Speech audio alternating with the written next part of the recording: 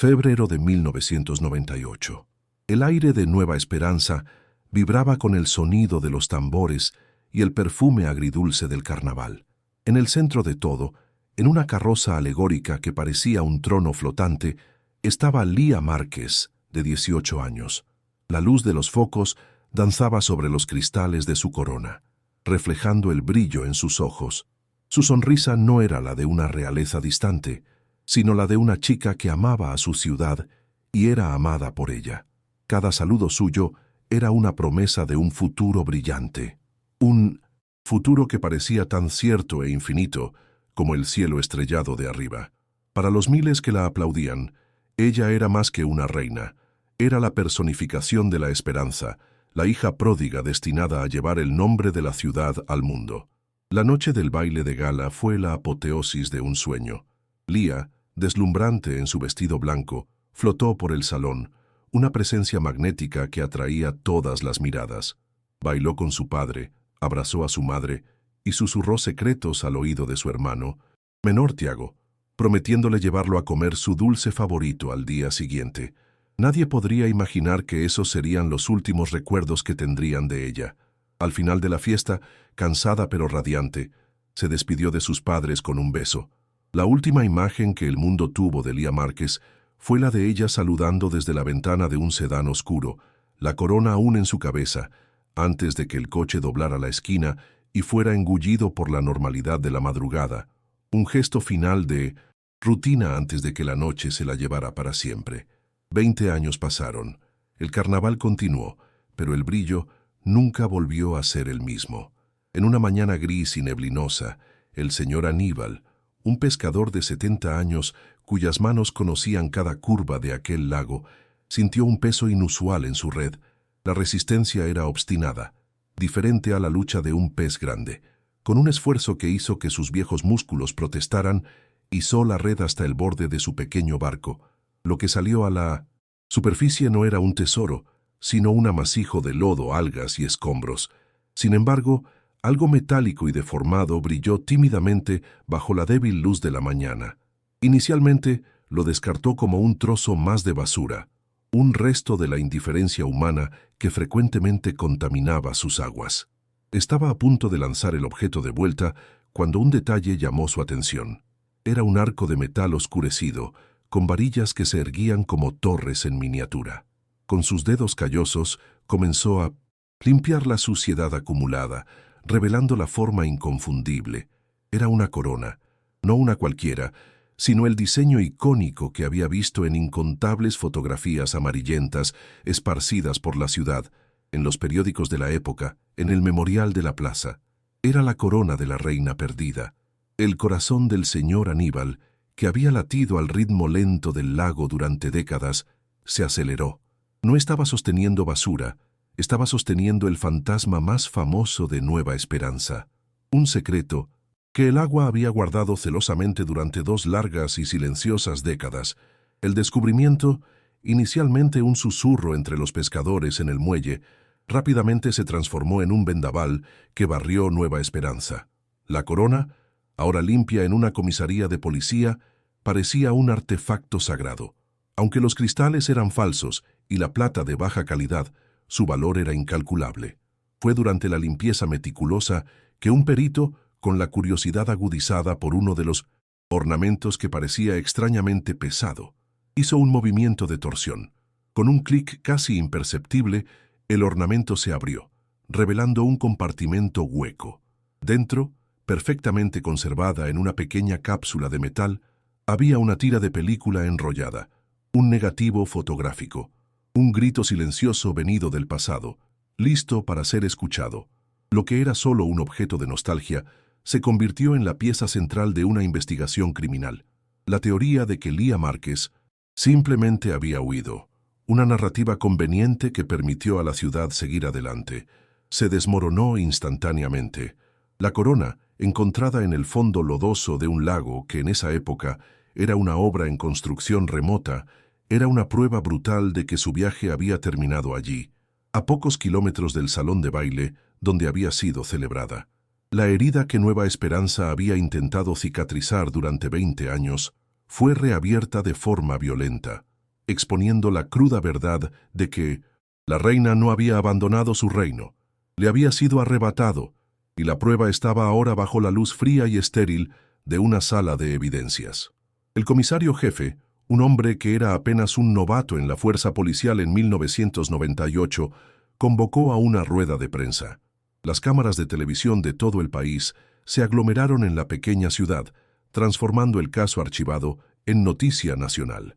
Con la corona en una caja de acrílico sobre la mesa, anunció formalmente la reapertura del caso de la desaparición de Lía Márquez, el misterio que se había convertido en una leyenda urbana, una historia triste contada para asustar a los jóvenes, era ahora una investigación de homicidio activa.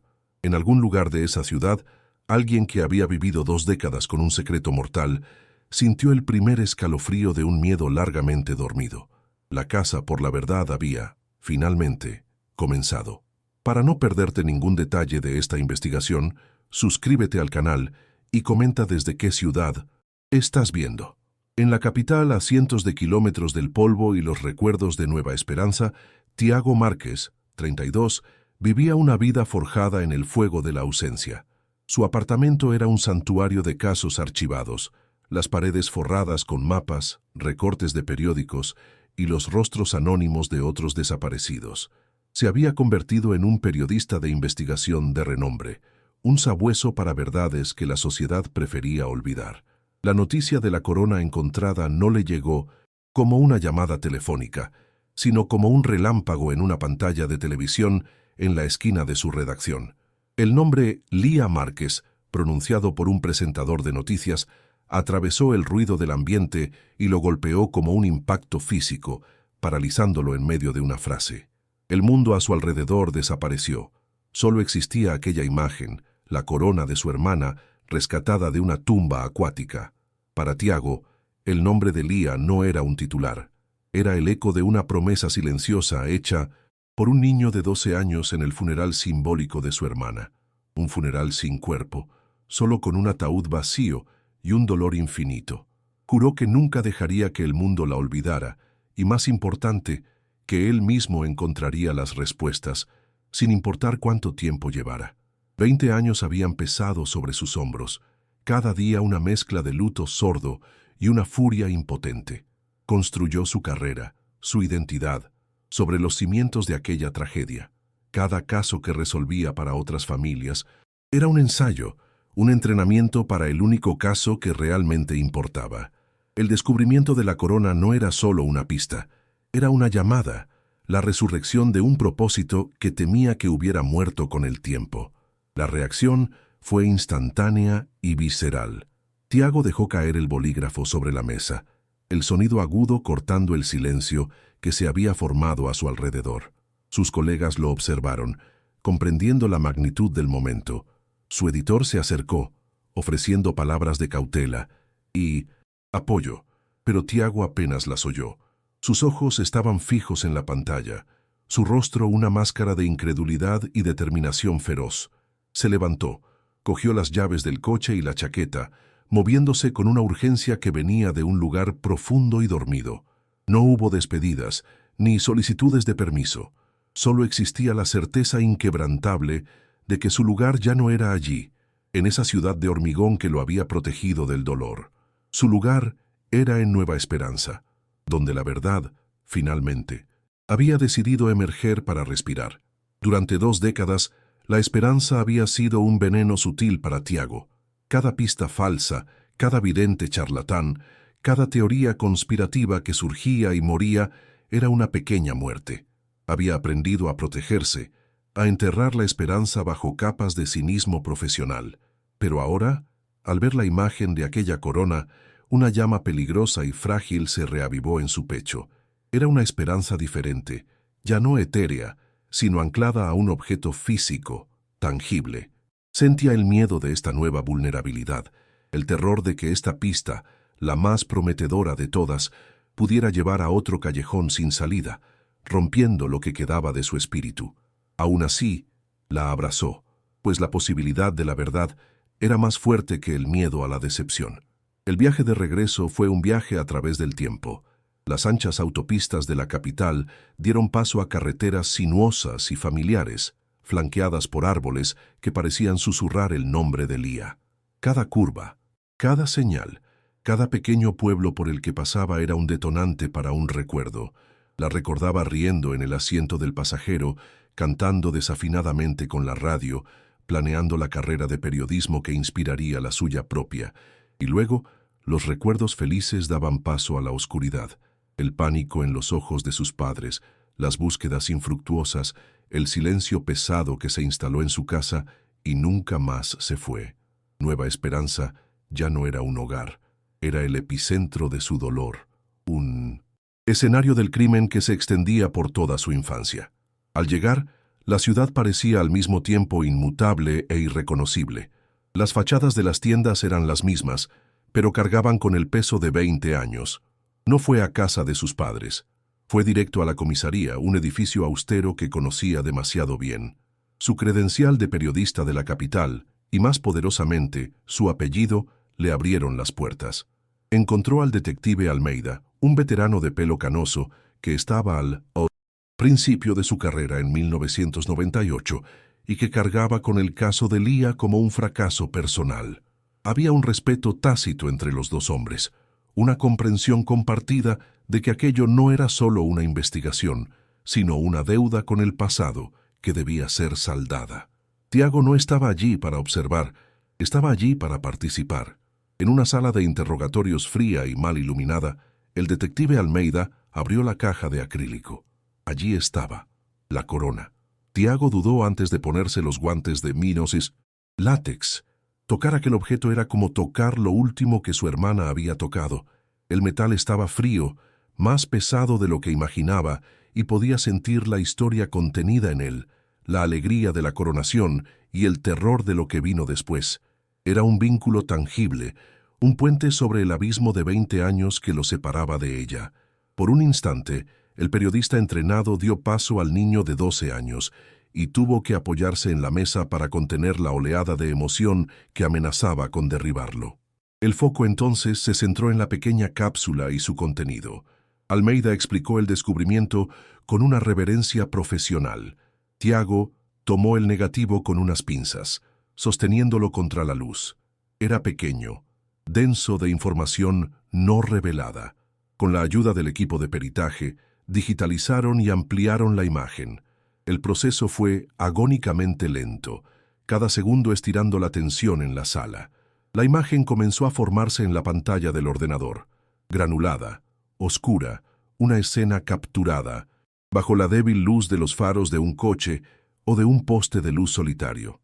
Dos figuras, poco más que siluetas al principio, emergieron de la oscuridad digital, congeladas en un momento que Lía consideró lo suficientemente importante como para arriesgarlo todo. Entonces, los rostros se volvieron nítidos.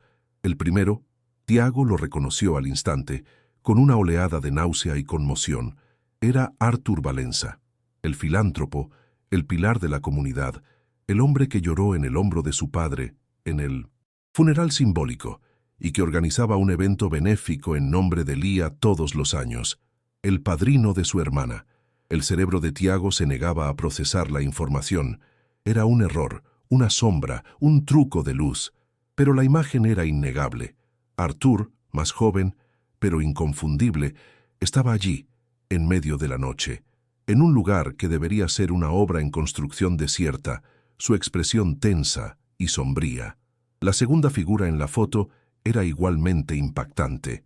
Era un contratista local conocido, por sus métodos brutales y sus conexiones con el crimen organizado, un hombre cuya muerte por causas naturales, unos años después de la desaparición de Lía, siempre pareció sospechosa, y entre ellos, cambiando de manos, había un maletín. El contexto se formó en la mente de Tiago con una claridad terrible. Lía, la aspirante a periodista de investigación, estaba investigando la sobrefacturación de las obras del Lago de la Sirena. No solo descubrió la trama, sino que consiguió una prueba fotográfica, implicando al hombre que todos veían como un santo. La corona encontrada en el lago, la foto tomada en la obra del lago. La conexión era irrefutable, una línea recta trazada entre el hombre más confiable de la ciudad y el probable lugar del crimen. Tiago presentó su descubrimiento a Almeida, cuya expresión pasó del interés profesional a una profunda incredulidad. «¿Artur Valença?», murmuró el detective, sacudiendo la cabeza. «Tiago, eso es imposible. El hombre es una institución. Financió la campaña del alcalde. Construyó la nueva ala del hospital con su propio dinero. Es el mayor benefactor que esta ciudad ha tenido jamás. Acusarlo es como acusar a la propia Nueva Esperanza». El diálogo estableció la muralla que Tiago tendría que escalar. Artur no era solo un sospechoso, era un símbolo protegido por una armadura de buena voluntad, reputación y poder que él mismo había construido meticulosamente a lo largo de décadas. En ese momento, Tiago comprendió la verdadera naturaleza del mal que se había llevado a su hermana. No había sido un crimen pasional aleatorio o un secuestro por extraños. Había sido una ejecución calculada, perpetrada por alguien que se escondía detrás de una máscara de benevolencia. El mundo veía a Artur Valença como el guardián del legado de Lía, el hombre que mantenía viva su memoria. Tiago ahora veía la verdad grotesca. Artur no estaba honrando la memoria de Lía, estaba bailando sobre su tumba. La batalla que se iniciaba no se libraría en callejones oscuros, sino en los salones del poder, contra un enemigo que controlaba la narrativa y era amado por aquellos a quienes engañaba. Era la palabra de un hermano en duelo contra la de un santo viviente. Decidido a mirar al diablo a los ojos, Tiago concertó una entrevista con Artur Valença. El pretexto era noble, un reportaje sobre cómo el descubrimiento de la corona renovaba las esperanzas de la comunidad y el papel de Artur como protector de la memoria de Lía. El encuentro se fijó en la mansión de Valença, una fortaleza de buen gusto y riqueza que se erguía sobre la ciudad como un castillo. Cada ladrillo de esa casa parecía gritar poder e intocabilidad, un escenario perfecto para el enfrentamiento que estaba por venir, uno que se libraría no con armas, sino con palabras cuidadosamente elegidas y miradas que buscaban la verdad detrás de la fachada. Artur Valença, ahora en sus 60, recibió a Tiago en la puerta con un abrazo paternal. Su cabello era plateado, su rostro surcado por líneas que sugerían sabiduría y preocupación, no maldad. «Tiago, mi niño», dijo, su voz un barítono cálido y reconfortante, «es tan bueno verte, aunque en estas circunstancias terribles. Tu hermana estaría tan orgullosa del hombre en que te has convertido». La actuación era magistral, cada palabra, cada gesto, afinado por 20 años de práctica. Guió a Tiago a un lujoso despacho, con paredes forradas de libros y fotos de él con políticos y celebridades. En un lugar destacado, una foto sonriente de Lía. La conversación comenzó de forma amena. Artur recordó con cariño a Lía, describiéndola como la hija que nunca tuvo. Habló del dolor que su pérdida causó a todos, incluido a él, y de cómo se sentía responsable de mantener vivo su espíritu a través de sus obras de caridad. Se mostraba como un libro abierto, un aliado en la búsqueda de justicia, ofreciendo sus recursos, sus contactos, cualquier cosa que Tiago necesitara. Su cooperación era tan completa, tan sincera, que por un momento fugaz, Tiago sintió una punzada de duda. Podría la foto estar equivocada, podría estar cegado por el duelo, pero el narrador omnisciente veía más allá de la superficie. Mientras Artur hablaba de su amor por Lía, su mano derecha, oculta bajo la mesa, se cerraba en un puño tan apretado que los nudillos estaban blancos.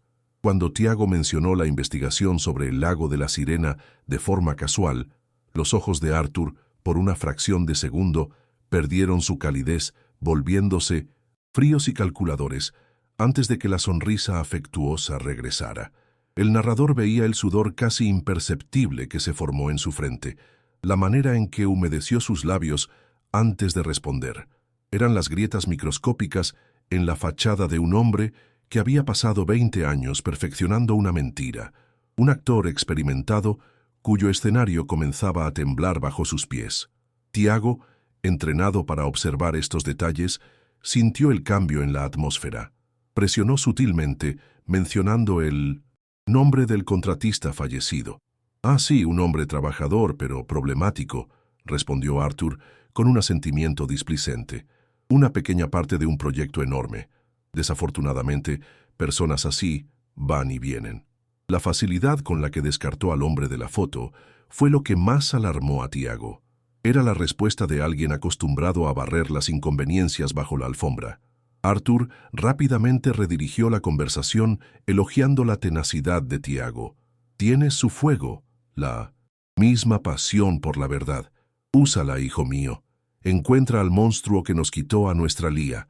La reunión terminó con otro abrazo, que ahora le pareció a Tiago como el apretón de una serpiente.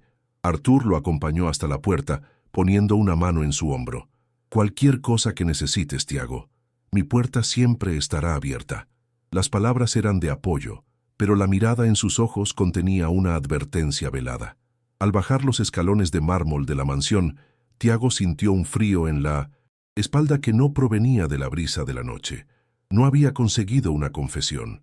Había conseguido algo mucho más importante, la confirmación. Sabía, con una certeza que resonaba en su alma, que acababa de estrechar la mano del asesino de su hermana.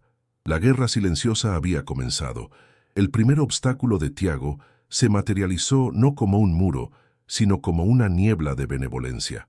Armado con la fotografía, él y el detective Almeida intentaron rastrear los movimientos de Arthur Valenza y del contratista en aquella noche de febrero de 1998. Sin embargo, cada puerta que tocaban se cerraba suavemente en sus caras. Los registros policiales originales del caso estaban incompletos, con páginas cruciales faltantes, víctimas de una infestación de polillas conveniente, según el archivero de mirada esquiva. Los periódicos de la época, que Tiago esperaba que contuvieran pistas olvidadas, parecían haber sido editados con una precisión quirúrgica, retratando a Arthur Valenza como un padre, afligido por la tragedia de la ciudad, siempre presente y consolador. La narrativa pública estaba tan sólidamente a favor de Arthur que la foto parecía una herejía. Arthur Valenza no esperó pasivamente. Era un maestro de la opinión pública y movió sus piezas con la sutileza de un ajedrecista experimentado. Pequeñas notas comenzaron a aparecer en la columna social del periódico local, plantadas por sus asesores, lamentando cómo la reapertura del caso estaba retraumatizando a la familia Márquez y a la ciudad. Dio una entrevista exclusiva a una cadena de televisión nacional, con los ojos llorosos, hablando del circo mediático que Tiago, en su dolor comprensible pero equivocado, estaba creando. Pintó al hermano de Lía no como un buscador de la verdad, sino como un buitre, un hombre consumido por el luto hasta el punto de ver monstruos en las sombras y villanos en los benefactores. La presión sobre Tiago se volvió inmensa. Sus antiguos contactos en la policía de la capital dejaron de devolverle las llamadas, alertados por amigos en Nueva Esperanza. Su editor, antes comprensivo, ahora llamaba a diario, cuestionando la ética de su investigación y la falta de pruebas concretas más allá de una foto granulada y circunstancial. La ciudad, que lo había recibido con una mezcla de pena y curiosidad, ahora lo miraba con desconfianza. La gente cruzaba la calle para evitarlo. Era el hombre que osaba profanar la memoria de un santo, el hijo ingrato que escupía en el plato que Arthur Valenza había llenado para la ciudad durante 20 años. La soledad era un manto pesado que lo asfixiaba. La frustración comenzó a corroer su determinación. Pasaba las noches en vela en una barata habitación de hotel, mirando la foto en la pantalla del portátil, hasta que le ardían los ojos. Veía el rostro de Arthur y el rostro del contratista, congelados en el tiempo, pero la imagen se negaba a hablar. ¿Qué pasó después de ese intercambio? ¿A dónde llevaron a Lía? Las preguntas resonaban en el silencio burlándose de él. Cada callejón sin salida era una puñalada a su esperanza recién descubierta. Una noche golpeó la pared de la habitación, el dolor agudo en sus nudillos, un bienvenido alivio para el dolor sordo en su alma. Le estaba fallando de nuevo. Visitó el lago de la Sirena al amanecer, el mismo lugar donde se encontró la corona. La niebla de la mañana flotaba sobre el agua tranquila, un espejo gris del cielo. 20 años atrás, aquello era un pozo de barro y acero. El escenario, perfecto para un crimen, ahora era un parque idílico, con familias paseando y niños riendo. Se sentó en un banco, el mismo banco donde Arthur Valenza había inaugurado una placa en homenaje a Lía años atrás. La ironía era enfermiza. Tiago cerró los ojos, intentando invocar el recuerdo de su hermana, su voz, su risa, pero todo lo que oía era el eco de las acusaciones de Arthur y las miradas de desaprobación de los habitantes de la ciudad. En su desesperación, sentía el peso no solo de su propia promesa, sino también el de sus padres. Habían envejecido 20 años en pocos meses tras la desaparición, transformados en sombras de sí mismos. El descubrimiento de la corona les había dado una chispa de vida, pero la campaña de descrédito de Arthur los estaba hundiendo de nuevo en la oscuridad. Llamaban a Tiago con voces frágiles, preguntando si estaba seguro, implorándole que tuviera cuidado. Creían en él, pero temían el poder de Arthur Valenza. Tiago sentía la carga de protegerlos, de justificar el dolor que estaba causando al remover el pasado. La determinación inquebrantable que lo había traído de vuelta a Nueva Esperanza estaba siendo puesta a prueba en el fuego de la duda y el aislamiento. El punto de inflexión no vino de una nueva evidencia, sino de un cambio de perspectiva. Una noche, hojeando frustrado sus cuadernos de notas, se dio cuenta de su error. Estaba enfocado en probar el asesinato de Lía, pero quizás el asesinato no era el crimen principal, quizás era solo la consecuencia, la limpieza de un cabo suelto. El verdadero crimen era lo que Lía había descubierto, el motivo por el cual tuvo que ser silenciada. Necesitaba dejar de investigar un homicidio de 1998 y empezar a investigar una trama de corrupción que probablemente todavía estaba activa. Cambió el foco de Lía al contratista muerto en la fotografía, un hombre llamado Cícero Bastos. La investigación sobre Cícero Bastos fue como cavar en suelo rocoso. Había muerto de un ataque cardíaco fulminante en 2003, a los 52 años. Oficialmente causas naturales. Pero Tiago descubrió, a través de registros médicos obtenidos con dificultad, que Cícero no tenía antecedentes de problemas cardíacos. Era un hombre fuerte, que presumía de su salud. Tiago comenzó a hurgar en la vida financiera del contratista.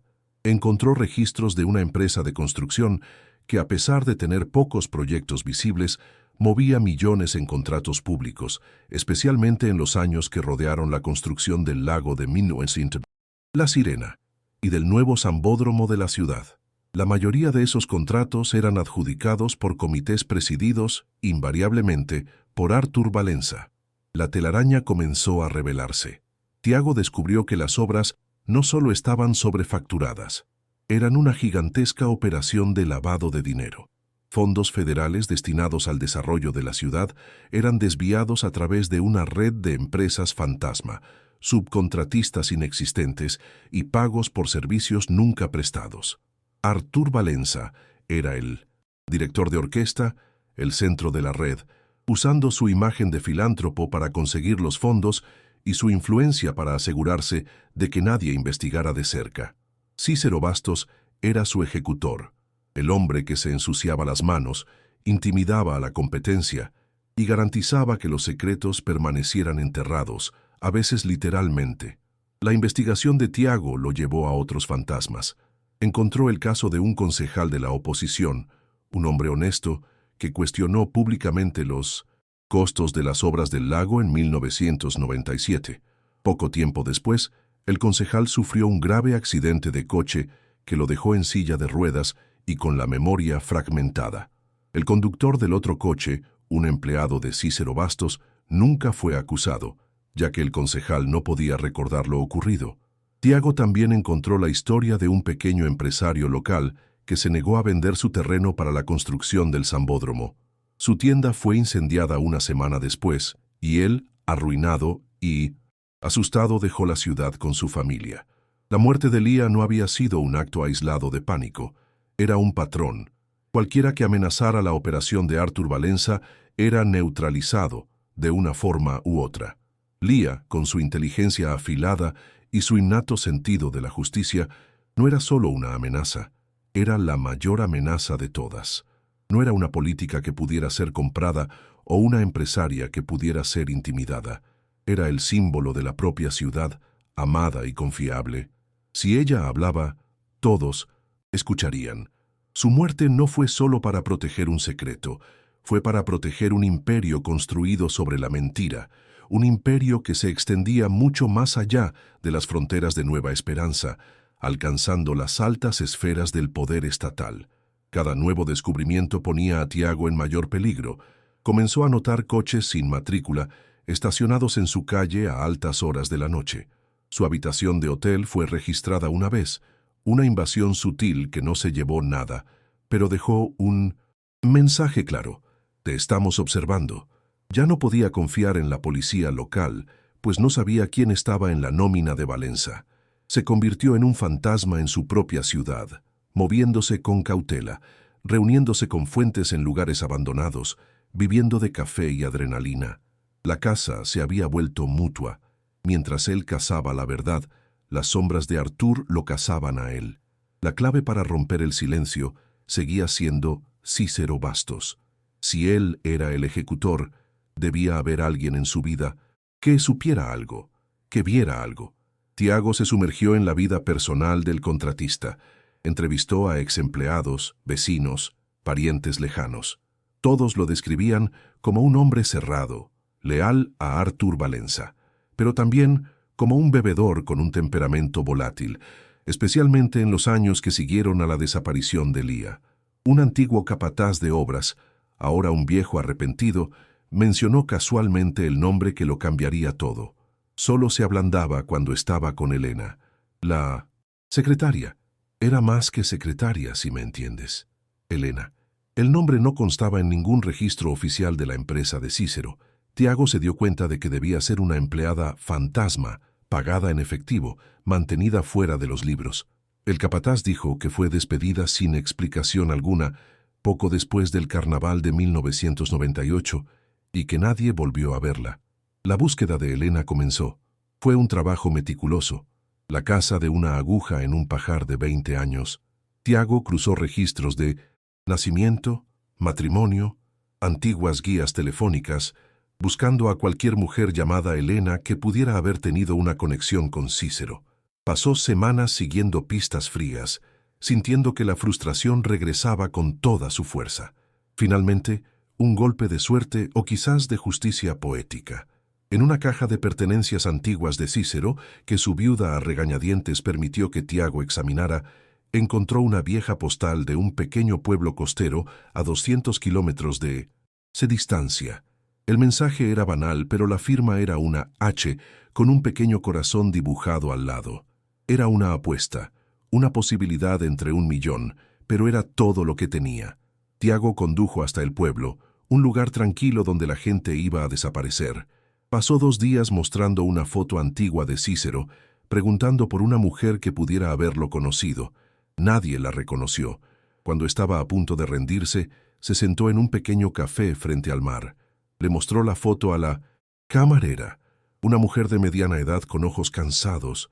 Ella miró la foto y por un instante su rostro palideció. «No lo conozco», dijo demasiado rápido, volviéndose para limpiar el mostrador con manos temblorosas. Tiago lo sintió, lo supo. Esperó hasta el final de su turno y la abordó en la calle. «Elena», dijo suavemente, «solo quiero hablar sobre Lía Márquez». El nombre la golpeó como una ola.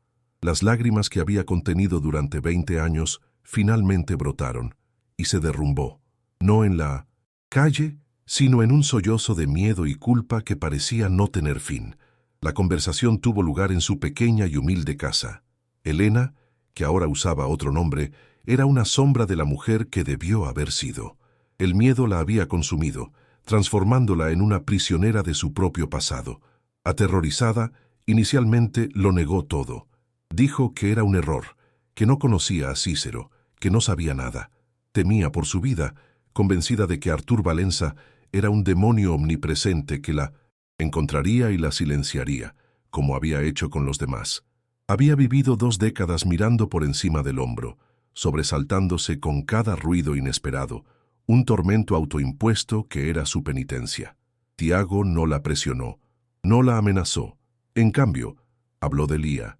Le mostró una foto de su hermana, no la reina del carnaval, sino una foto de la infancia, con una sonrisa de dientes faltantes y una rodilla raspada.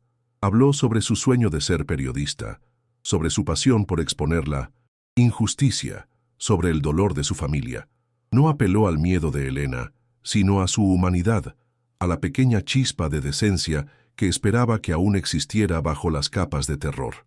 Le hizo ver que su silencio no la estaba protegiendo, solo estaba perpetuando la mentira que la aprisionaba y negándole la justicia a una chica inocente.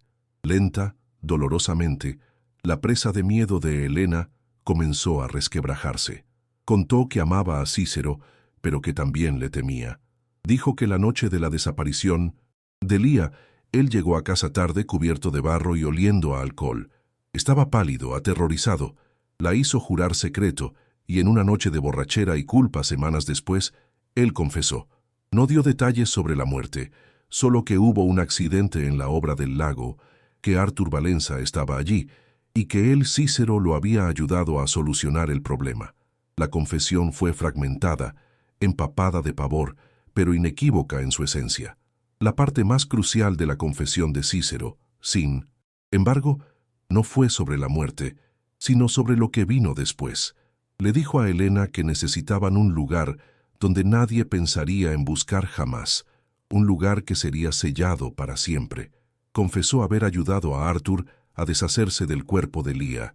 La envolvieron en lona y en la oscuridad de la noche la llevaron a otra obra, la del futuro sambódromo de la ciudad. Allí la colocaron en el fondo de uno de los cimientos de hormigón que serían rellenados a la mañana siguiente, enterrándola bajo la pasarela de samba que ella, como reina, nunca llegaría a cruzar.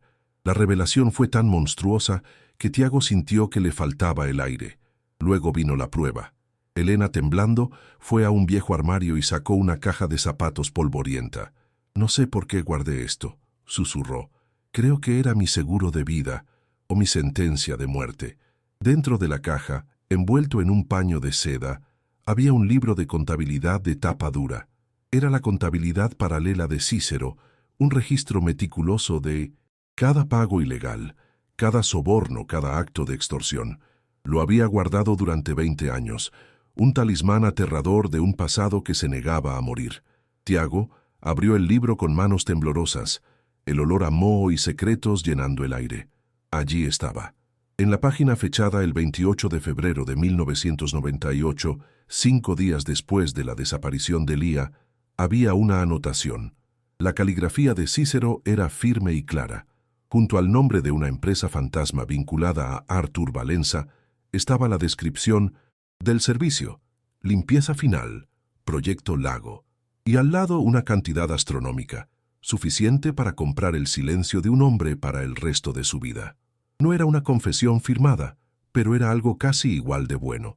Era la prueba documental, el vínculo financiero que conectaba el accidente, la ocultación del cuerpo y el pago por el trabajo sucio. Era la evidencia definitiva. En ese momento, en la pequeña sala de estar de una mujer aterrorizada, la esperanza de Tiago no se transformó en certeza. Explotó en una furia incandescente y purificadora. Ya no luchaba contra sombras. Tenía el arma, la verdad escrita en tinta negra sobre papel amarillento. Cada obstáculo, cada humillación, cada noche sin dormir lo habían llevado hasta allí. Miró a Elena, cuyas lágrimas ahora eran de alivio, no de miedo. Al entregar ese libro, no solo se estaba liberando, estaba pasando el testigo de la justicia. Tiago sostuvo el libro de contabilidad como si fuera un objeto sagrado. Sintió la presencia de Lía a su lado, no como un fantasma de luto, sino como una compañera en su investigación final. La casa estaba a punto de terminar, y la verdad, finalmente, estaba lista para marchar sobre Nueva Esperanza. El escenario para la confrontación final ya estaba montado, en una ironía que el destino parecía haber guionizado. En 2 días, la ciudad celebraría el baile de gala anual en memoria de Lía Márquez, el evento de caridad más importante del año, organizado y presidido, como siempre, por Artur Valenza. Se celebraría en el mismo salón de baile donde Lía había sido coronada. La élite de la ciudad estaría presente, la prensa estaría allí, y Artur estaría en su pedestal, predicando sobre el legado de una chica cuya vida él había robado. Tiago sabía que no podía simplemente entregar la evidencia a la policía. Arthur tenía demasiados amigos, demasiados contactos. La verdad necesitaba ser revelada de una forma que él no pudiera controlar, negar o enterrar.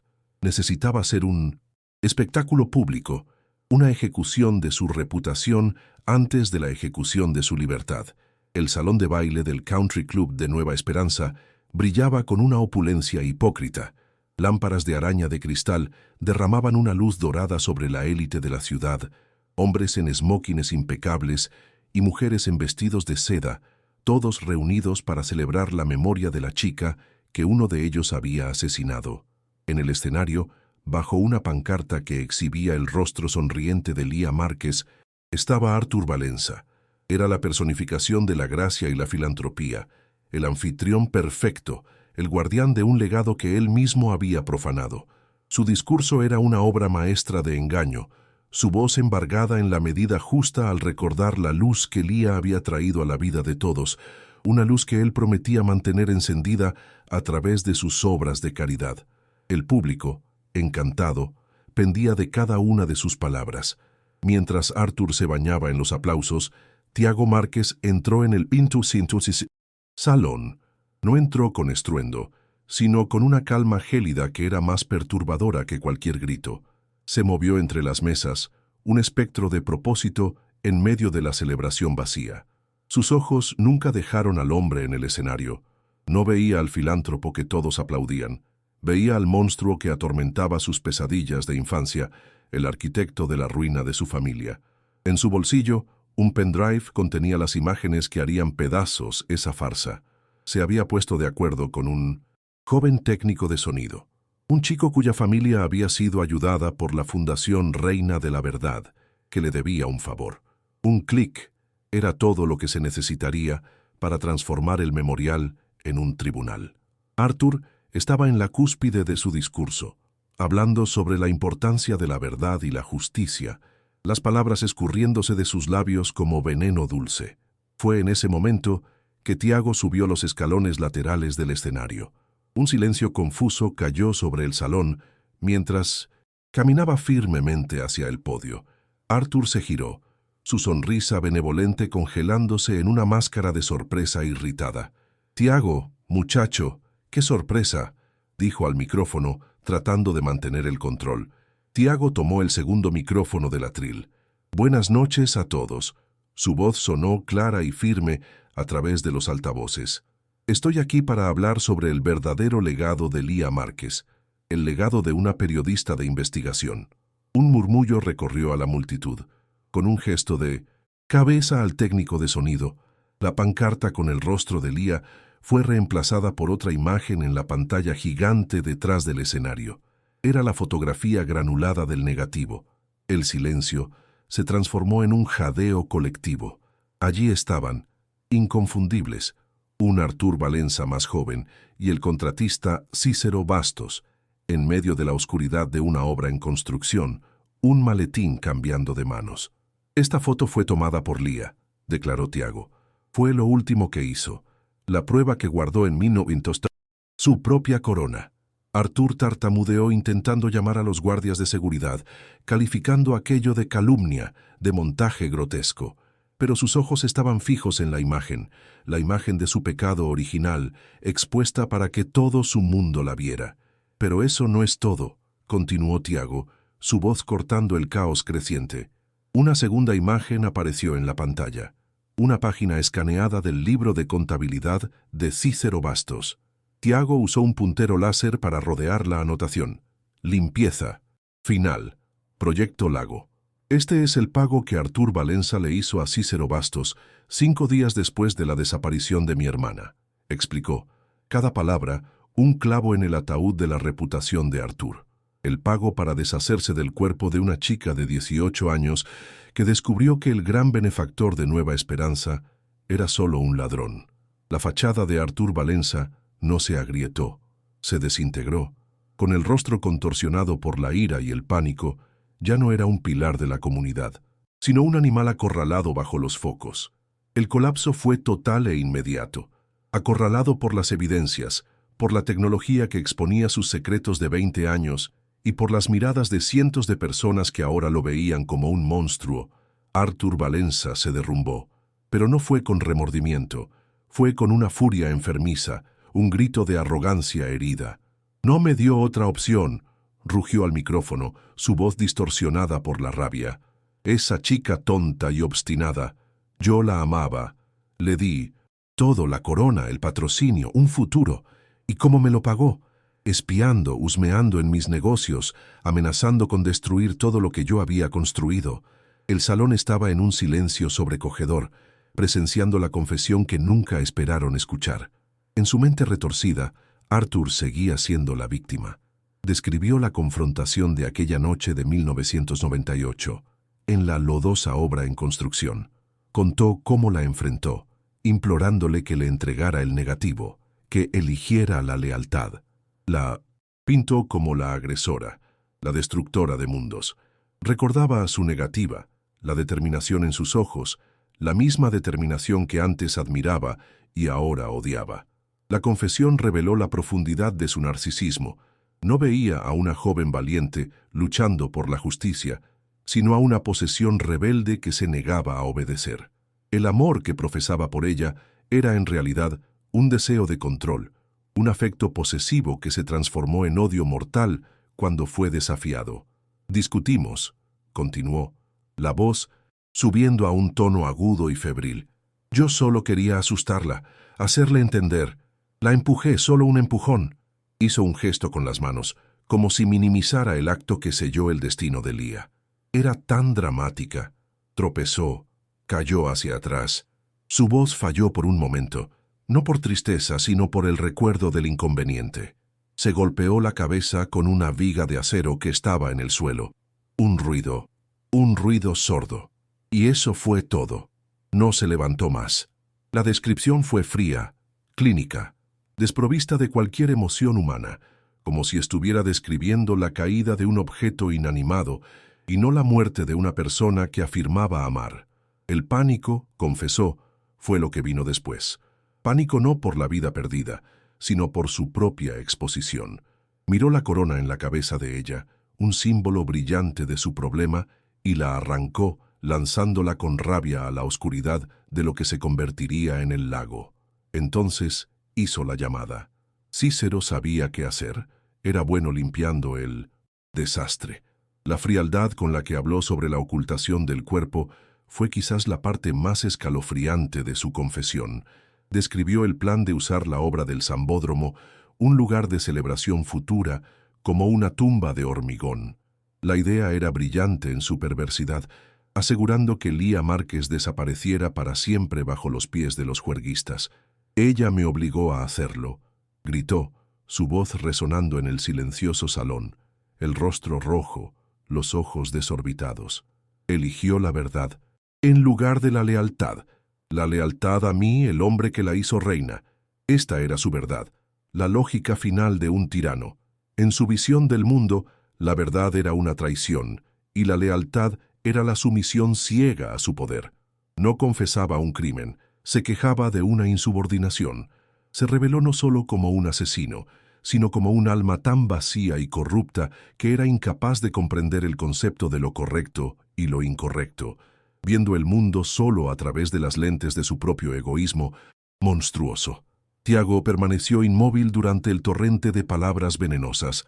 Cada detalle de la confesión era un cuchillo clavado en su corazón, pintando la horrible imagen de los últimos momentos de su hermana. Escuchó sobre el empujón, la caída, la frialdad del encubrimiento. La victoria que había buscado durante 20 años tenía un sabor amargo a cenizas. No había triunfo en su rostro, solo una tristeza profunda y exhausta. Había conseguido la verdad, pero la verdad era más fea y más cruel de lo que jamás había imaginado. Miró la imagen proyectada de Artur y Cícero y luego el rostro de su hermana sonriendo en la pancarta caída en el suelo del escenario. Había cumplido su promesa. La justicia, finalmente, podía comenzar. En el clímax de la confesión de Artur, las puertas dobles del salón de baile se abrieron con estrépito. Policías uniformados, liderados por un detective Almeida de rostro sombrío, Entraron en formación táctica, sus presencias una intrusión abrupta y necesaria en la irrealidad de la noche. El caos estalló. Los invitados gritaron y se apartaron, creando un camino para la ley. Los flashes de las cámaras de los pocos periodistas presentes en la fiesta comenzaron a parpadear frenéticamente, transformando la escena en una serie de cuadros estroboscópicos de la justicia haciéndose realidad. El sonido de las sirenas del exterior se superpuso a los gritos de Arthur, el sonido del mundo real viniendo a reclamar a su monstruo. El detective Almeida subió al escenario, sus pasos pesados y deliberados. No miró a la multitud ni a Tiago. Sus ojos estaban fijos en Arthur Valenza, que ahora parecía pequeño y patético bajo las luces del escenario. Arthur Valenza, la voz de Almeida, era tranquila, pero cargada con el peso de 20 años de un caso sin resolver. Queda detenido por el asesinato de Lía Márquez. La formalidad de la declaración, pronunciada en el mismo lugar donde Lía había sido coronada, fue un golpe final y devastador. Los policías se movieron detrás de Arthur, sus manos profesionales y eficientes, mientras lo agarraban y lo giraban, el sonido metálico de las esposas cerrándose resonando por el sistema de sonido. La arrogancia de Arthur finalmente se quebró, reemplazada por un terror abyecto. Comenzó a balbucear, a debatirse débilmente, sus protestas convirtiéndose en gemidos incoherentes. El pilar de la comunidad, el gran filántropo, fue reducido a un criminal común, su dignidad despojada junto con su libertad. Los policías lo levantaron y comenzaron a escoltarlo fuera del escenario. La caminata a través del salón de baile fue una procesión de vergüenza. Pasó junto a las mismas personas que lo habían aplaudido momentos antes, sus rostros ahora una mezcla de horror, asco y traición. No se atrevió a encontrar la mirada de nadie. Era la caída completa y humillante de un rey en su propio castillo. Desde el escenario, Tiago observó la escena. Vio cómo se llevaban al hombre que destruyó su vida, una figura encogida en un traje caro. Intercambió una mirada con el detective Almeida. No fueron necesarias palabras. Había un entendimiento mutuo, un respeto forjado en la búsqueda compartida de la verdad. La justicia por la que tanto habían luchado no era una explosión de alegría, sino un alivio silencioso y pesado, el fin de un capítulo doloroso. El peso que Tiago había cargado sobre sus hombros durante 2 décadas comenzó por primera vez a disiparse, reemplazado por la certeza de que el nombre de su hermana había sido finalmente limpiado y su memoria honrada. La imagen final de esa noche fue la de Arthur Valenza, siendo empujado al asiento trasero de un coche patrulla, la luz roja y azul parpadeando en su rostro pálido y derrotado. La puerta se cerró, sellando su destino. De vuelta en el salón de baile, ahora un caos de invitados conmocionados y policías tomando declaraciones, Tiago se quedó solo en el escenario. La pantalla gigante detrás de él ahora mostraba solo una pantalla azul vacía. Miró al público, atónito, al mundo que su hermana, a través de su sacrificio final, había cambiado para siempre. La reina estaba muerta, pero su verdad, finalmente, reinaría. La justicia había comenzado su largo y necesario camino, y la noche, finalmente, pertenecía a Lía. ¿Te sorprendió este giro? Deja tu me gusta para apoyar la búsqueda de justicia y comenta qué te está pareciendo la historia hasta ahora. El juicio de Arthur Valenza no fue solo un proceso legal, fue un exorcismo para el alma de Nueva Esperanza. El tribunal se convirtió en el epicentro de la nación, con los medios transmitiendo cada detalle de la caída del hombre que había sido un rey. La fiscalía, armada con las pruebas irrefutables de Tiago, construyó un caso sólido como el hormigón bajo el cual Lía fue enterrada.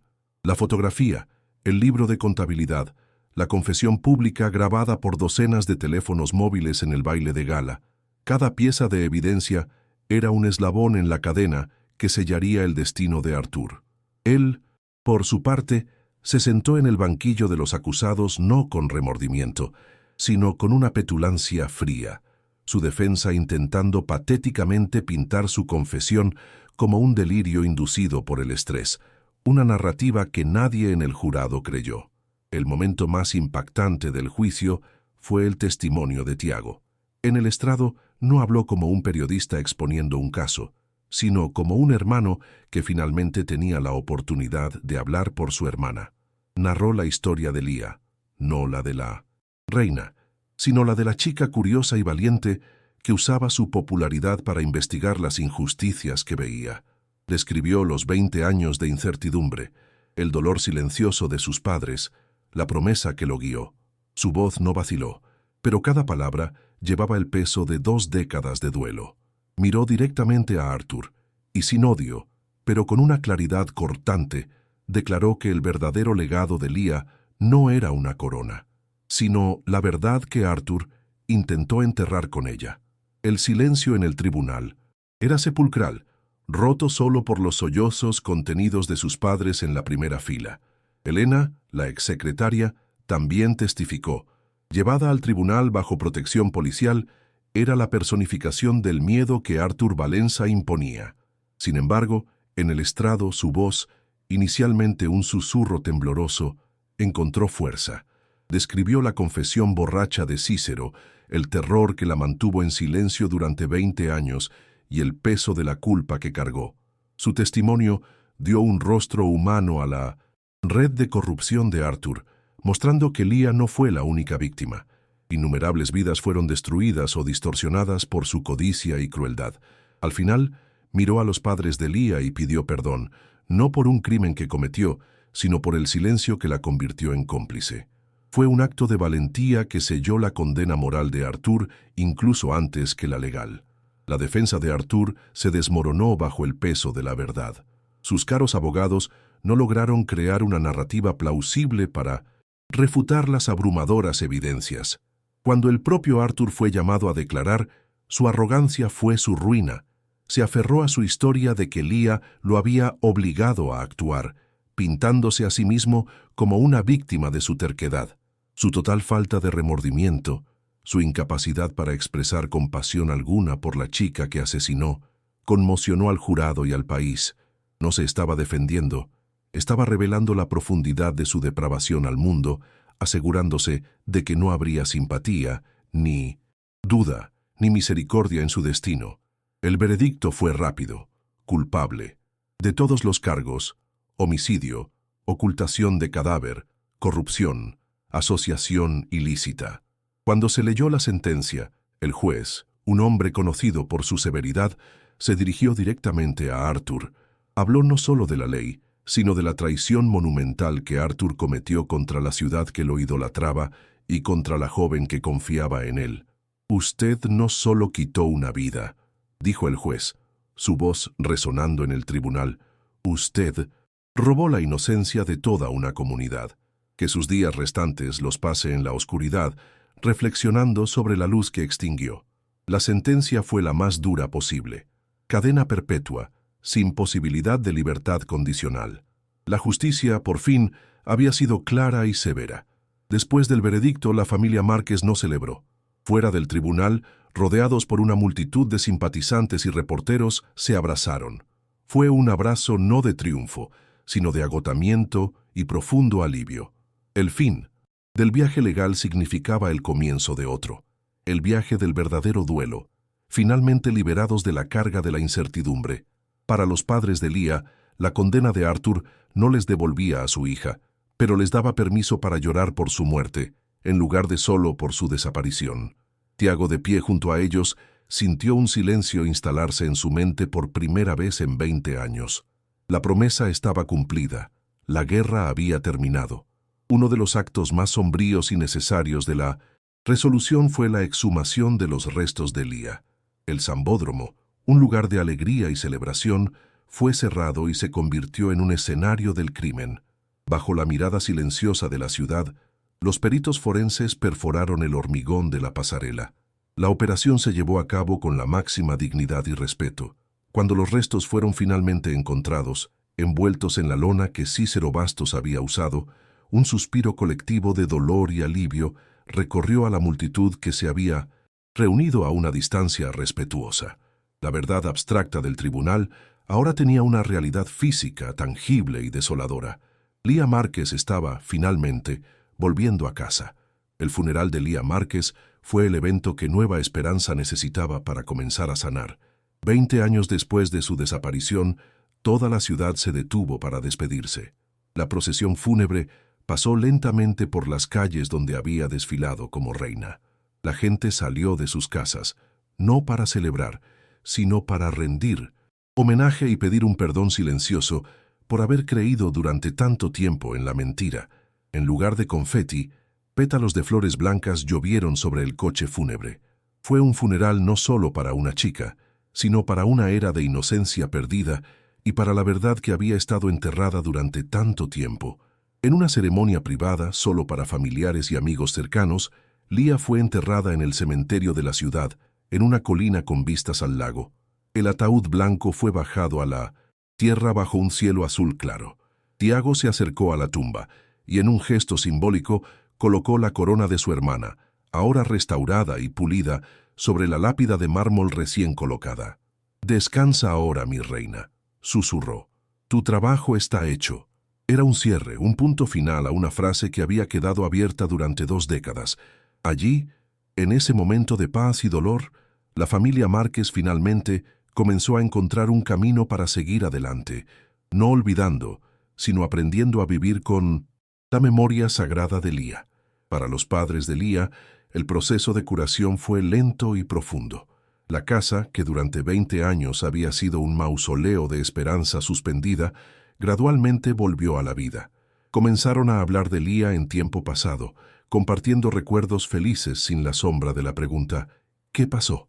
Reencontraron la capacidad de sonreír al mirar sus fotos, viendo la vida que ella vivió en lugar de la muerte que sufrió.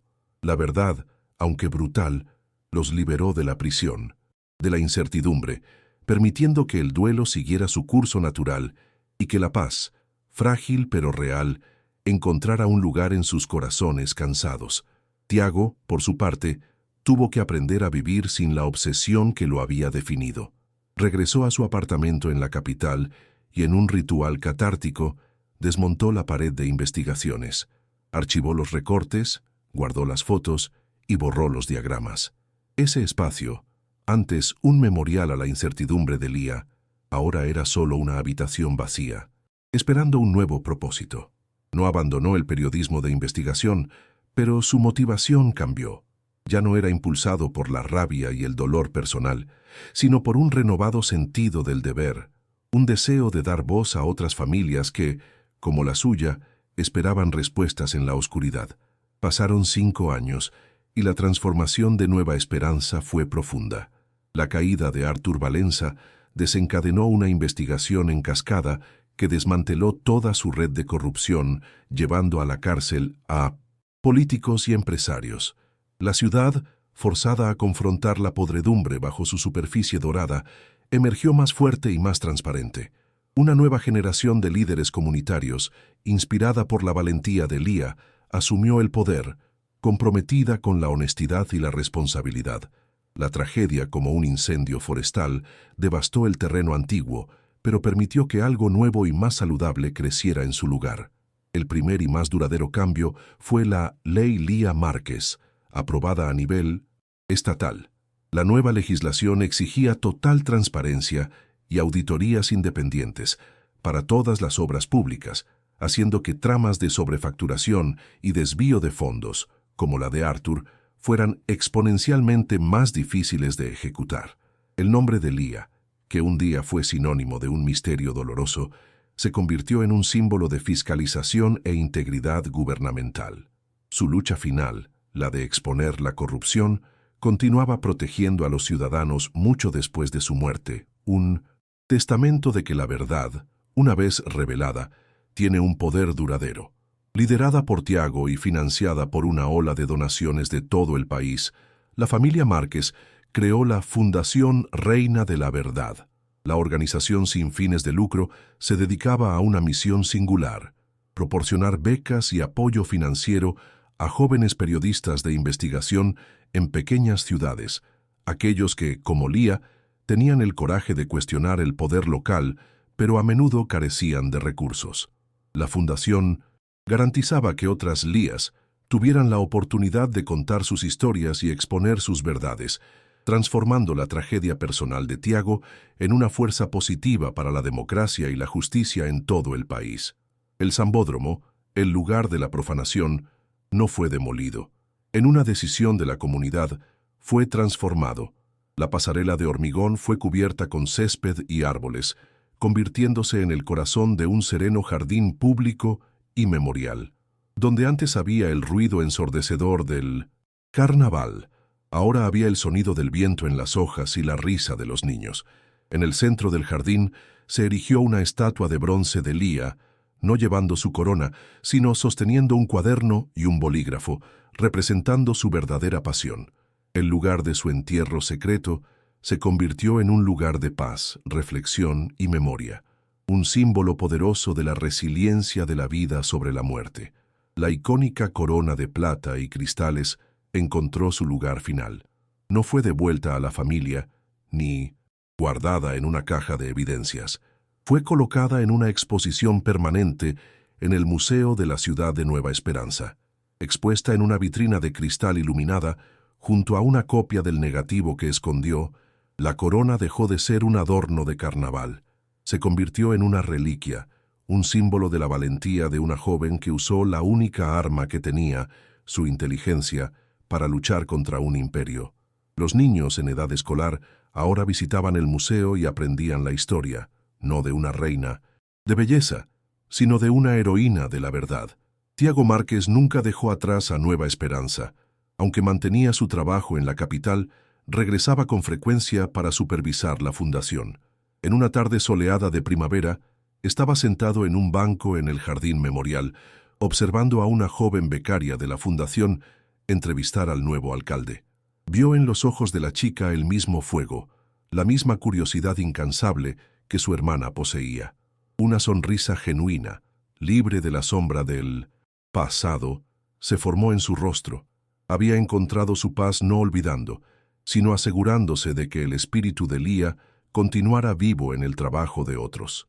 La historia de Lía Márquez dejó de ser sobre una desaparición y se convirtió en una leyenda sobre la resiliencia del espíritu humano. Nos recuerda que la verdad puede ser enterrada bajo hormigón, ahogada en lagos de mentiras y silenciada por décadas de miedo, pero nunca puede ser verdaderamente destruida. Eventualmente, encuentra una manera de salir a la superficie, sacada a la luz por la persistencia de aquellos que se niegan a olvidar. La memoria de Lía se convirtió en un faro, una prueba de que la valentía de una sola persona puede, de hecho, derribar un imperio y plantar un jardín en sus ruinas. El legado de Lía no está en la corona que usó por una noche, sino en la verdad que defendió con su vida. Su historia es un poderoso recordatorio de que la justicia puede tardar, pero para aquellos que luchan por ella, llega. Y con la justicia viene la paz. La esperanza, antes una llama frágil en la oscuridad, ahora brillaba intensamente sobre Nueva Esperanza, no como la luz fugaz de una carroza, sino como el brillo constante y duradero de una estrella, guiando el camino hacia un futuro más justo, construido sobre los cimientos inquebrantables de la verdad. Para que más personas conozcan esta historia y honren la memoria de la víctima, comparte este video. Y para continuar viendo más casos resueltos, haz clic en el video que aparece ahora en tu pantalla. Gracias por haber visto esta historia.